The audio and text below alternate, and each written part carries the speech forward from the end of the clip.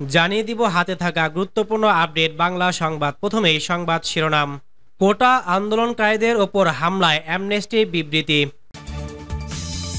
এরপর জানিয়ে দিব নতুন বাজারে আন্দোলনকারীদের সঙ্গে ছাত্রলীগের ধাওয়া পাল্টা ধাওয়া। আরও জানিয়ে দিব মার্কিন পররাষ্ট্র দপ্তরে এবার কোটা আন্দোলন ইস্যু। এদিকে ঢাবিতে ছাত্রলীগ নেতাদের পদত্যাগের হিড়িক।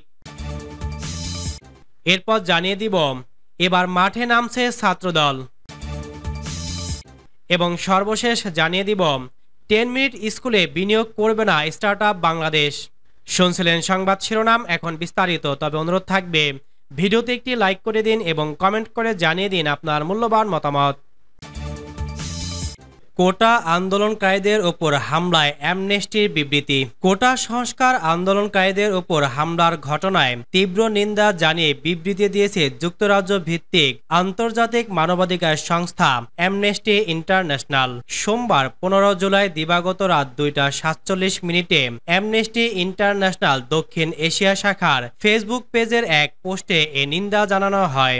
সংস্থাটি জানায়, অ্যামনেস্টি ইন্টারন্যাশনাল ঢাকা বিশ্ববিদ্যালয় এবং সারা দেশের অন্য ক্যাম্পাসে কোটা সংস্কার আন্দোলনকারীদের ওপর হামলার তীব্র নিন্দা করেছে। হামলায় শতাধিক শিক্ষার্থী আহত হয়েছে বলে জানা গেছে। আমরা অবিলম্বে শান্তিপূর্ণ বিক্ষোভকারীদের নিরাপত্তা এবং আহতদের যথাযথ চিকিৎসা নিশ্চিত করার জন্য বাংলাদেশ সরকারের প্রতি আহ্বান জানাচ্ছি। বিক্ষোভকারীদের বিরুদ্ধে সহিংসতা বর্ণনাটি অতীতে অ্যামনেস্টি যে ধরনের সহিংসতার নথিভুক্ত করেছে তার সঙ্গে সামঞ্জস্যপূর্ণ, যেখানে বেসামরিক পোশাকে থাকা ব্যক্তিরা হাতুড়ি, লাঠি ও অস্ত্র দেখে বিক্ষোভে বাধা দেয় এবং বিক্ষোভকারীদেরকে মারধর করে। পোস্টে আরও লেখা হয়, বাংলাদেশকে অবশ্যই আন্তর্জাতিক আইন ও নিজস্ব সংবিধানের অধীনে জনগণের মত প্রকাশের স্বাধীনতা এবং শান্তিপূর্ণ সমাবেশের অধিকারকে সম্পূর্ণভাবে সম্মান করতে হবে। পাশাপাশি শান্তিপূর্ণ বিক্ষোভকারীদের আরও ক্ষতির হাত থেকে রক্ষা করতে হবে। উল্লেখ্য, সোমবার ঢাকা বিশ্ববিদ্যালয় ক্যাম্পাসে কোটা সংস্কার আন্দোলনকারীদের সঙ্গে ছাত্রলীগ নেতাকর্মীদের দিনভর দফায় দফায় সংঘর্ষ হয়। এতে অন্তত 300 শিক্ষার্থী আহত হন।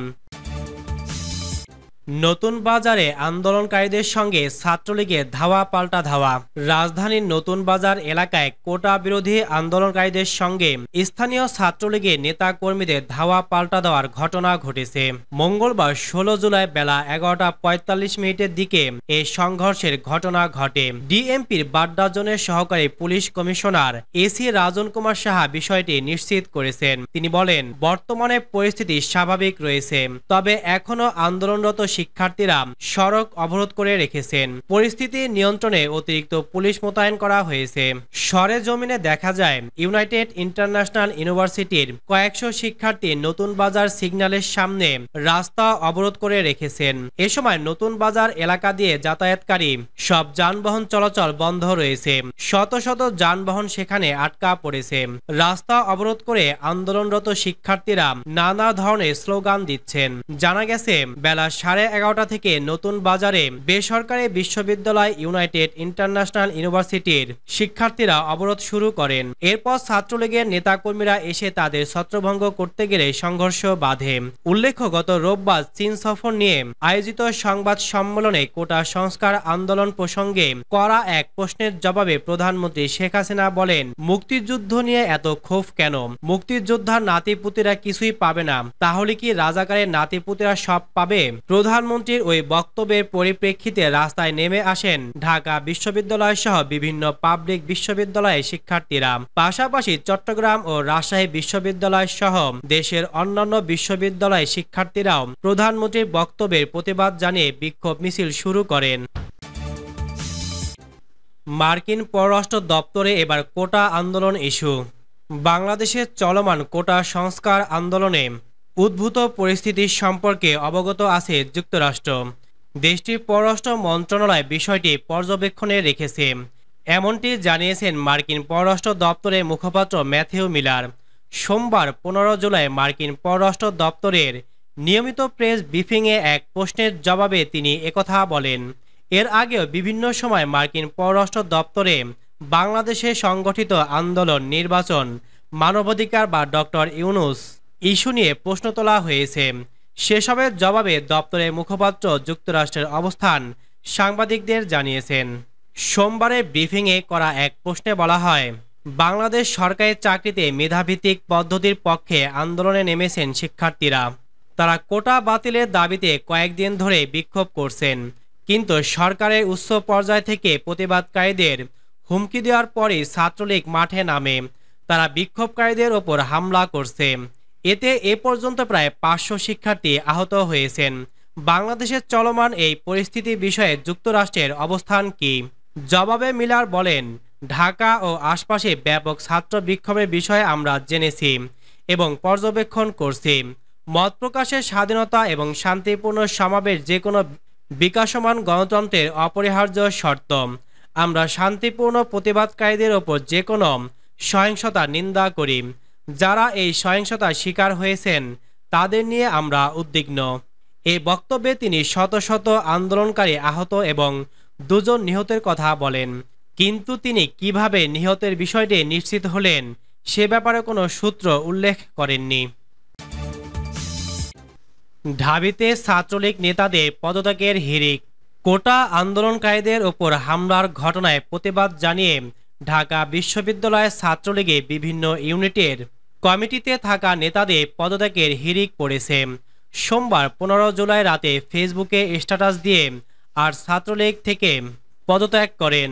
পদত্যাগকারীরা হলেন সামাজিক বিজ্ঞান অনুষদ শাখা ছাত্রলীগের সহসভাপতি নুরুল ইসলাম হৃদয়, একই অনুষদের বিষয়ক উপসম্পাদক জেবা সাইমা, সার্জেন্ট জহুরুল হক হল ছাত্রলীগের সহসভাপতি ওয়াসিক, জাতির জনক বঙ্গবন্ধু শেখ মুজিবুর রহমান হল ছাত্রলীগের সহসভাপতি হাসিবুল হাসান হাসিব, শামসুন নাহার হল ছাত্রলীগের উপপাঠাগার সম্পাদক ইসরাত জাহান সুমনা, বিজয় 71 হল শাখার গ্রন্থনা ও প্রকাশনা উপসম্পাদক শাহ সাকিব সাদমান, বাংলাদেশ কুয়েত মৈত্রী হলের অর্থ সম্পাদক জুয়েনা আলম মুন এবং একই হলের আইন সম্পাদক সিরাজাম মনিরাত তিশা। মোহাম্মদ নুরুল ইসলাম হৃদয় ফেসবুকে লেখেন, আমি সামাজিক বিজ্ঞান অনুষদ শাখা ছাত্রলীগ ঢাকা বিশ্ববিদ্যালয় থেকে সজ্ঞানে অব্যাহত নিচ্ছি। যেই সংগঠনের নামে আমরা আমার মা বোনের মাথা ফাটিয়ে রক্তাক্ত করে বোনের গায়ে হাত দেয়, আমার ভাইকে রডের বাড়ি মেরে মেরে আধমরা করে ফেলে, তারাই নাকি আমার ভাই বন্ধু। আমি বঙ্গবন্ধুর আদর্শের রাজনীতি করার অঙ্গীকার করেছিলাম। এটা কখনো বঙ্গবন্ধুর আদর্শ হতে পারে না। আমি লজ্জিত। জুয়েনা আলম মুন বলেন, ছাত্রলীগকে ন্যায়ের কাণ্ডারি ভেবে ছাত্রলীগ করতাম, কিন্তু এখন এই সংগঠনের সাথে নিজের সম্পৃক্ততা ছিল এটা মনে করলেও আমার রক্তাক্ত বন্ধু বান্ধবী সিনিয়র জুনিয়রদের চেহারা মনে পড়বে, তাই স্বেচ্ছায় সজ্ঞানে পদত্যাগ করছি। ওয়াসিক বলেন, ছাত্রলীগের সকল কর্মকাণ্ড থেকে নিজেকে অব্যাহতি ঘোষণা করলাম। তারা আমাদের ব্যবহার করে আমাদের বাবা মায়ের পেটে লাথি মারছে। এখন গত 3 দিন আন্দোলনে থাকায় অনেক হুমকি পেয়েছি। সুতরাং আজকে বিদায় দিলাম কলুষিত এই সংগঠনকে। রাজপথের যৌক্তিক বিষয়ে জীবন দিতে প্রস্তুত আছি। হাসিবুল হাসান হাসিব বলেন, ছাত্রলীগের সাথে আমার পূর্বে সকল সম্পর্ক ত্যাগ করলাম। আমার ছোট ভাই বন্ধুদের অনেককে নির্মমভাবে পেটানো হয়েছে। ঘৃণা হচ্ছে ছাত্রলীগের একজন কর্মী হিসাবে এতদিন কাজ করায়। বিদায় বাংলাদেশ ছাত্রলীগ। এবার মাঠে নামছে ছাত্রদল। কোটা সংস্কারের দাবিতে আন্দোলনরত সাধারণ শিক্ষার্থীদের ওপর হামলার প্রতিবাদে আগামীকাল বুধবার 17 জুলাই দেশের সব ক্যাম্পাসে বিক্ষোভ মিছিলের ঘোষণা দিয়েছে জাতীয়তাবাদী ছাত্রদল। মঙ্গলবার 16 জুলাই নয়াপল্টনে সমসাময়িক বিষয় নিয়ে সংবাদ সম্মেলনে একথা বলেন ছাত্রদল নেতারা। সংবাদ সম্মেলন শেষে সাধারণ শিক্ষার্থীদের ওপর হামলার প্রতিবাদে রাজধানীর নয়াপল্টনে বিএনপির কেন্দ্রীয় কার্যালয়ের সামনে বিক্ষোভ মিছিল বের করেন ছাত্রদলের নেতা কর্মীরা। উল্লেখ্য, ছাত্রলীগের হামলার প্রতিবাদে মঙ্গলবার বিকেল 3টায় দেশের সব শিক্ষা প্রতিষ্ঠানে বিক্ষোভ মিছিল এবং সমাবেশ করার ঘোষণা দিয়েছেন আন্দোলনরত শিক্ষার্থীরা। 10 মিনিট স্কুলে বিনিয়োগ করবে না স্টার্টআপ বাংলাদেশ। জনপ্রিয় অ্যাডটেক প্ল্যাটফর্ম 10 মিনিট স্কুলে বিনিয়োগ না করার ঘোষণা দিয়েছে স্টার্টআপ বাংলাদেশ লিমিটেড। স্টার্টআপ বাংলাদেশকে দেওয়া 10 মিনিট স্কুলে 5 কোটি টাকা বিনিয়োগের প্রস্তাব বাতিল করার সিদ্ধান্ত নিয়েছে তথ্য ও যোগাযোগ প্রযুক্তি বিভাগের আওতাধীন ভেঞ্চার ক্যাপিটাল প্রতিষ্ঠান স্টার্টআপ বাংলাদেশ। ধারণা করা হচ্ছে কোটা সংস্কার আন্দোলনের সমর্থন এবং ঢাকা বিশ্ববিদ্যালয়ে আন্দোলনকারীদের ওপর হামলার নিন্দা জানানোয় এই সিদ্ধান্ত নিয়েছে স্টার্টআপ বাংলাদেশ। ডিজিটাল মাধ্যমে শিক্ষাদানের উদ্দেশ্য নিয়ে 2015 সালে 10 মিনিট স্কুল গড়ে তোলেন সামাজিক যোগাযোগ মাধ্যমে জনপ্রিয় ব্যক্তিত্ব আয়মান সাদিক। প্রতিষ্ঠার পর থেকে দেশ বিদেশে ব্যাপক সুনাম অর্জন করে প্রতিষ্ঠানটি। সরকারের বিভিন্ন অনুষ্ঠান, বিশেষ করে তথ্য ও যোগাযোগ প্রযুক্তি আইসিটি বিভাগের বিভিন্ন আয়োজনে নিয়মিত দেখা যায় আয়মান সাদিককে। আয়মান সাদিক এবং 10 মিনিট স্কুলের প্রশংসা করে বিভিন্ন সময় বক্তব্য দিয়েছেন ডাক, টেলিযোগাযোগ ও তথ্য প্রযুক্তি প্রতিমন্ত্রী জুনায়েদ আহমেদ পলক। তবে ধারণা করা হচ্ছে কোটা সংস্কার আন্দোলনের পক্ষে অবস্থান নেওয়ায় নিজেদের সে অবস্থান হারিয়েছে আয়মান সাদিক ও 10 মিনিট স্কুল।